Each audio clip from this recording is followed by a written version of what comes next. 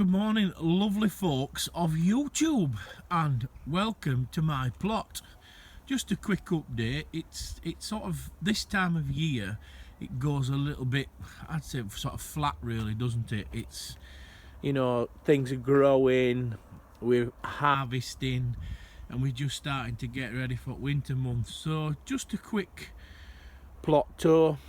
The thornless blackberries just ticking away slowly. I've cut them back because to try and get them to side shoot so that I can train the side shoots along the wires. It's working really well. I'll just go down to the bottom on this one. This is a different variety than the other two. I'm not 100% sure, but as you can see, that's already starting to crawl along. But the other two seem to be sort of a really thick main stem, and I think they've done the growing for this year, but they've started to sprout side shoots. So, strawberries, these are the new strawberries for this year. The plants have come on, excuse me, but I don't know if you can see, I don't know whether these, I've looked all over the internet, and the photos of this particular variety don't look so sort of light and marbled, almost mottled. And I've fed them with diluted chicken pellet manure. I've done some Epsom salts. I've done me eggshell, banana and coffee, which I'll come on to in a bit. And they just seem to be, so I just, if anybody can tell me any ideas what it is that what it's missing, what is that? The plants are healthier, they're strong as, you know, the roots are really strong, so I don't know. Anyway, dwarf French beans, this first set, well, it's just about cropped itself to death. We're on the last few, picked it there, but there's tons on still. I cannot believe such a little plant can produce so much. Some more bricks for my path. I just keep getting them bit by bit. Raspberries, or what I think were autumn ones, they're just really sitting, chugging, not doing a great deal really. The ones that I have as summer fruiting ones, so I started to tie these canes in for next year, but lo and behold, them to me look like flower buds, so fruiting buds. So I've stopped tying them in. I don't know, we'll just have to see.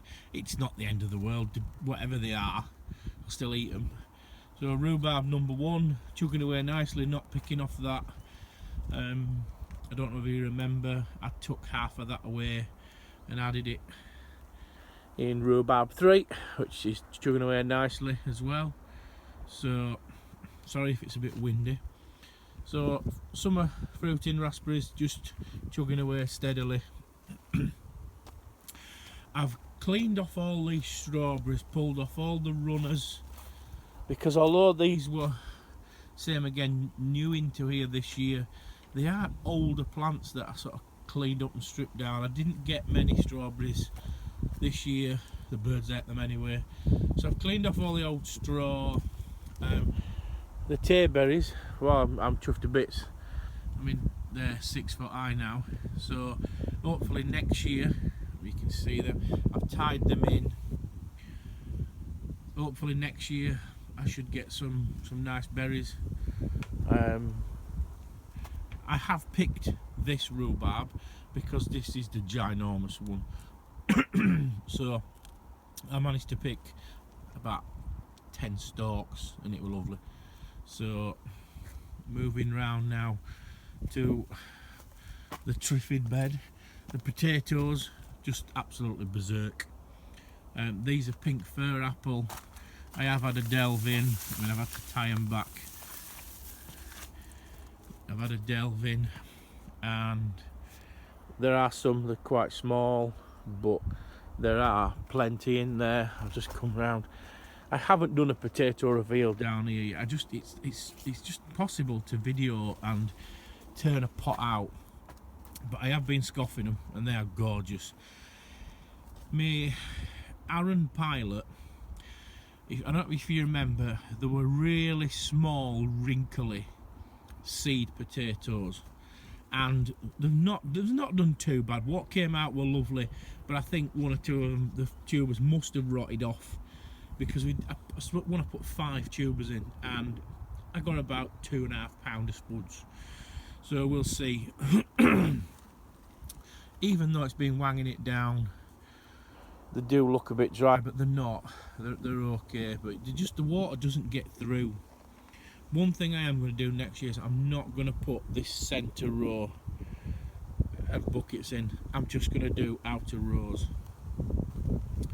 My tropical Zupu tub ticking away lovely. Now, climbing French beans, Cobra. I've put them in a bit late, but they seem to be doing alright. I still haven't managed to make a protective frame, but they seem to be alright, to be honest. So I'm going to leave them. My leeks chugging away merrily, and under there you can see some lettuces that are starting to bolt, so I need to take them home and get them scoffed. Now, my sprouts, as I've said many a time, I'm really not into sprouts, but my lovely lady loves them, so I'll just have a peel this back. In there, my sprouts growing away merrily. My 2 plants, there are, I don't know if you can see, some little tiny sprouts forming, so very happy. There's some broccoli, or calabrese, whatever you want to call them, forming in there, and this is Cavallo di Nero, or it's either Cavallo Toscana. It's a dark kale. They're just ticking away slowly, they're just starting to grow a bit. Excuse me, we'll just go back down to the bottom.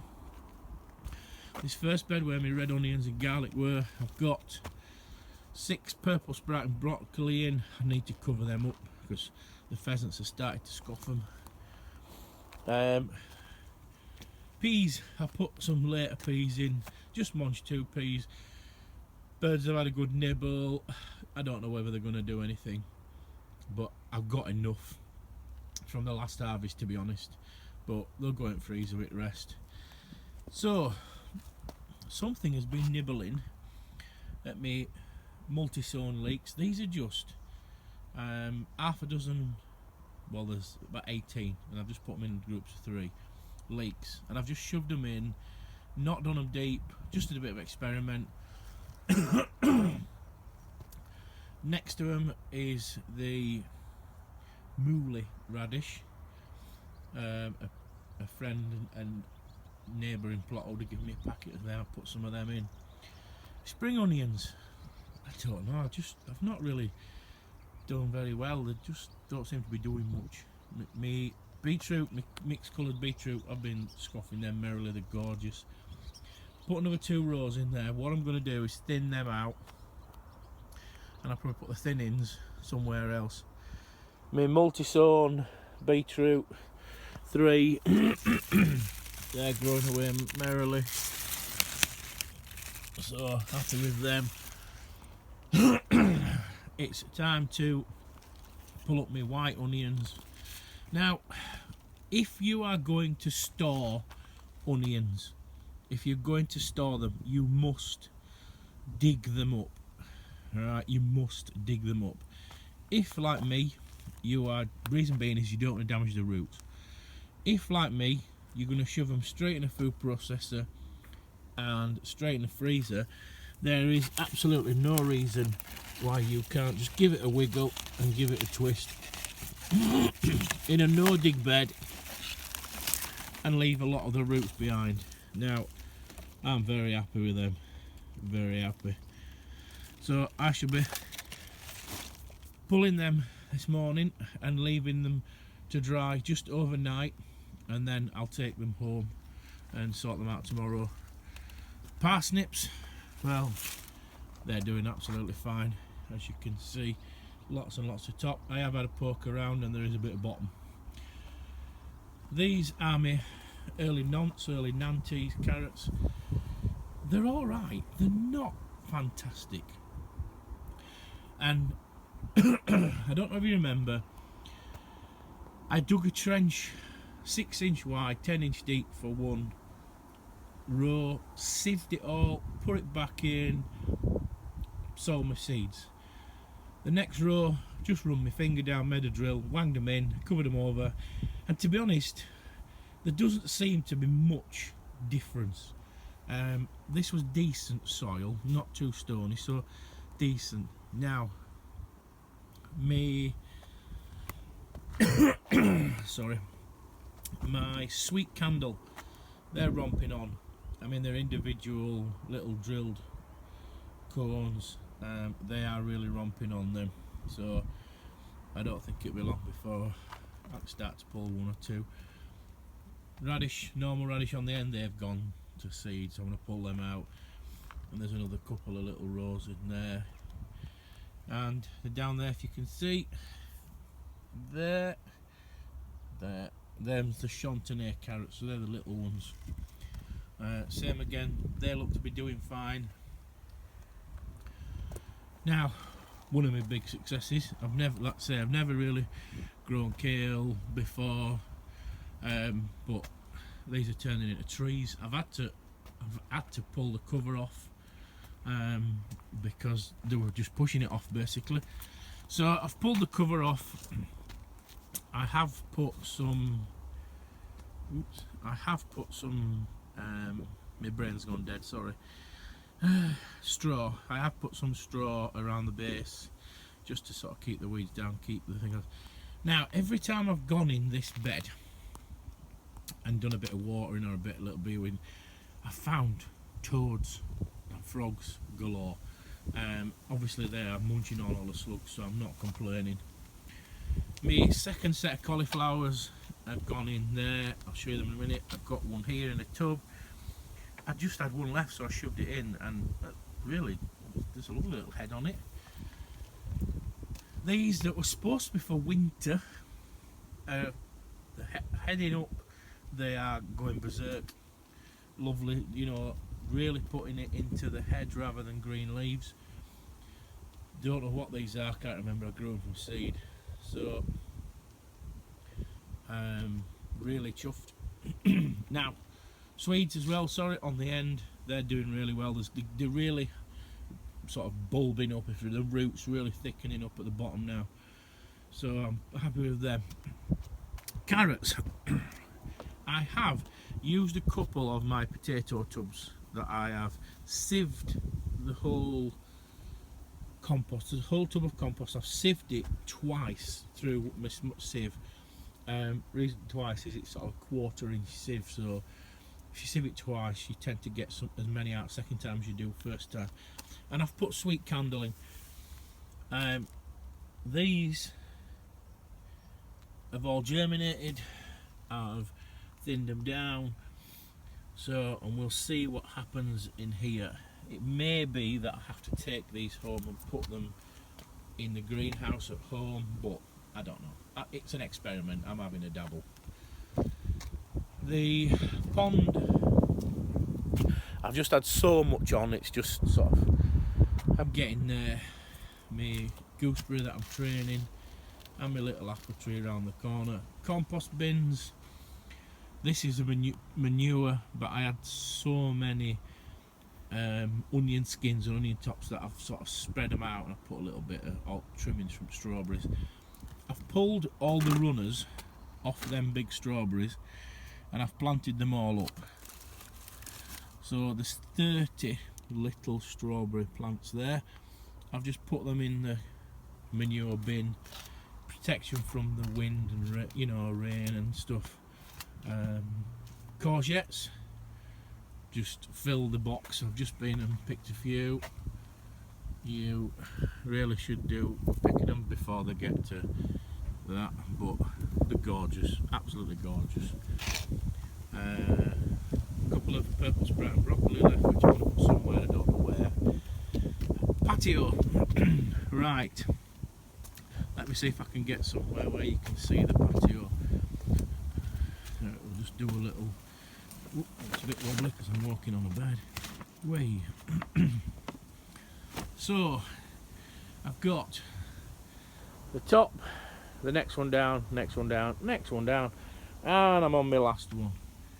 The reason I'm doing this is when I want to turn these bins out, I can throw that one on there and then oik it in there, that one can go on there, oik it in there.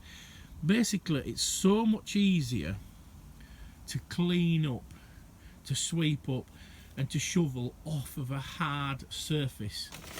You know, if I was to turf it out onto dirt, it's so much harder to clean up a dirt surface or a muddy surface.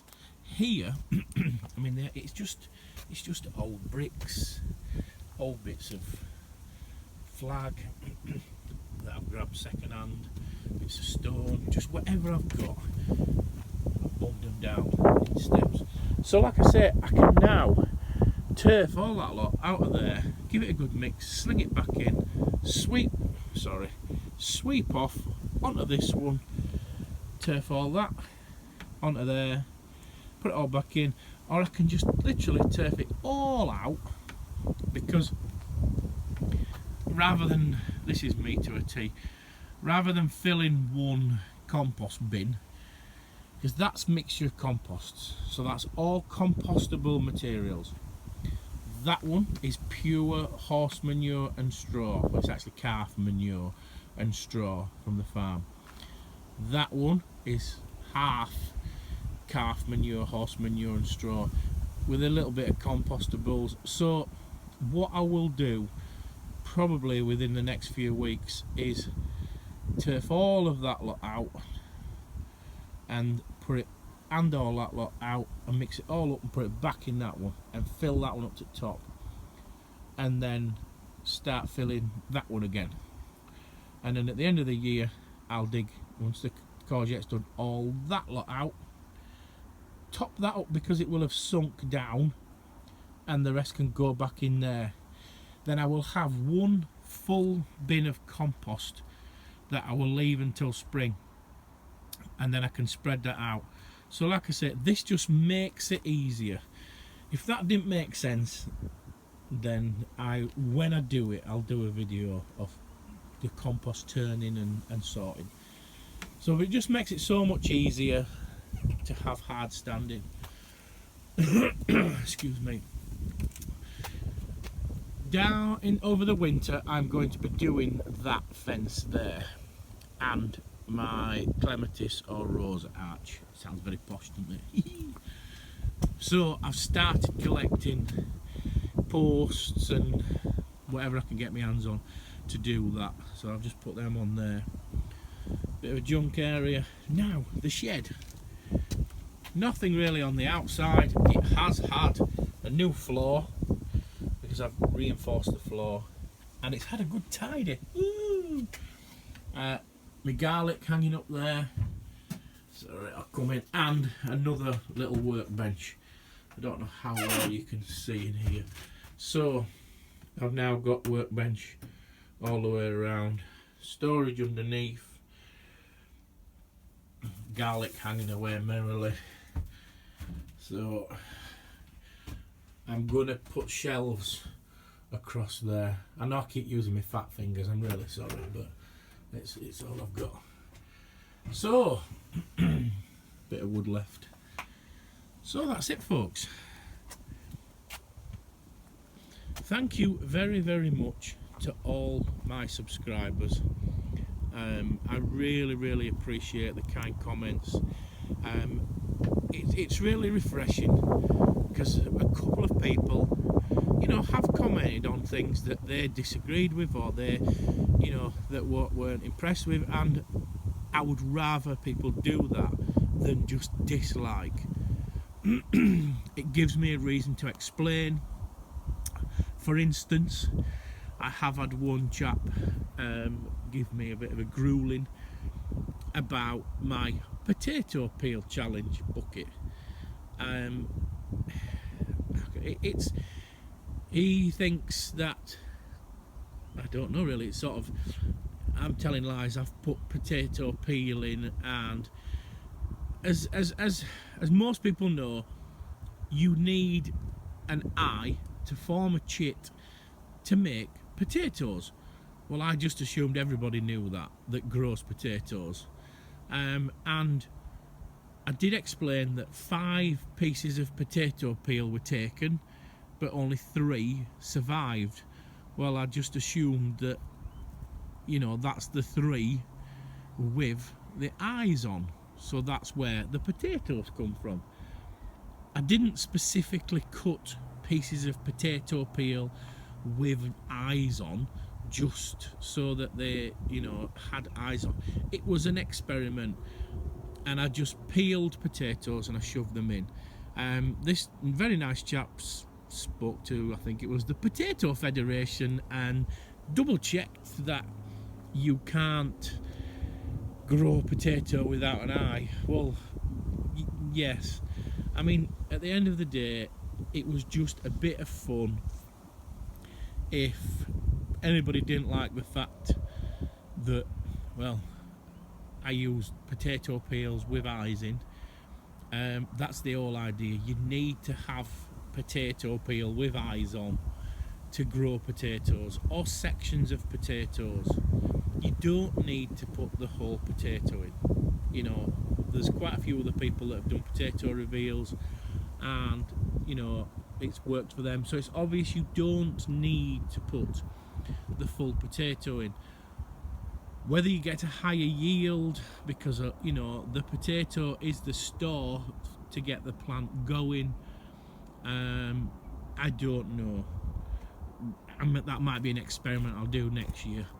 But if I offended you by making it sound as though I just used anything I shouldn't have used, I truly am sorry. It was just a bit of fun. You know, at the end of the day, it was just a bit of fun. I probably will have a go again next year. I might do something different, but, you know, thank you for commenting anyway to say that you disagreed with something. So I would much rather you do that. Anyway, enough of a rant and a moan. Right, thank you very much for all your support. Thank you very much for your kind comments, and I hope you enjoyed this update. It was a little bit of a lengthy one, 23 minutes, that's long for me. So I'll sign off now. Anybody new, please look back through my videos. There's all sorts of bits of weird and wacky stuff. Ta-ta for now, and once again, thank you very much.